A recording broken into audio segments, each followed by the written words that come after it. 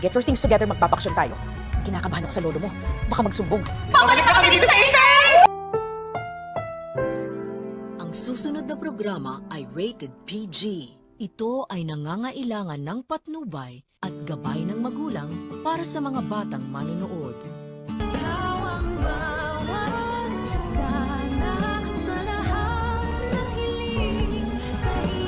Dok Annalyn, paano ba yun? Babalik na sila.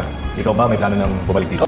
Akalain mo, tinatamaan rin pala ng takot itong si Moira dahil tatawagan niya na ang kanyang anak na si Zoe upang mag-impake na daw ito ng kanyang mga gamit dahil aalis daw sila at magbabakasyon. Balak na nga magtago nitong impakta matapos niyang marinig ang last will and testament ni Lolo Pepe. Kinakabahan umano daw siya kay Don Joselito once na magising ito at magsumbong ito sa kanyang mga nalalaman patungkol kay Zoe, na kaya nga niya ito tinanggal sa listahan ng kanyang mga pamamanahan dahil sa nalaman niyang hindi niya ito talaga tunay na apo nung ipa-DNA test niya ito. At hinihintay na nga lang ni attorney na magising ang matanda para mapirmahan niya na ang revised last will and testament ni Lolo Pepe. Sa kabilang banda, matapos nga lang ang isang araw ay gusto na agad bumalik ni Lynette sa kanilang bahay at handa na daw siyang harapin ang kanyang trauma. Kaya naman itong si Carlos ay masayang masaya dahil sa wakas ay makakaiwas na siya sa mga mapang-usig na mga mata nila Lola Susan at Josa. Sa kabilang banda, nang makita naman uli ni Giselle itong si Eric ay pakikiusapan niya ito na sana naman daw ay makasama niya ang kanyang anak na si Justin kahit isang araw lang. Pero kahit nga mangyak-ngyak na itong si Giselle ay hindi pa rin siya papayagan ni Eric. Sa kabilang banda, may good news naman para kila Nurse Evan at Karen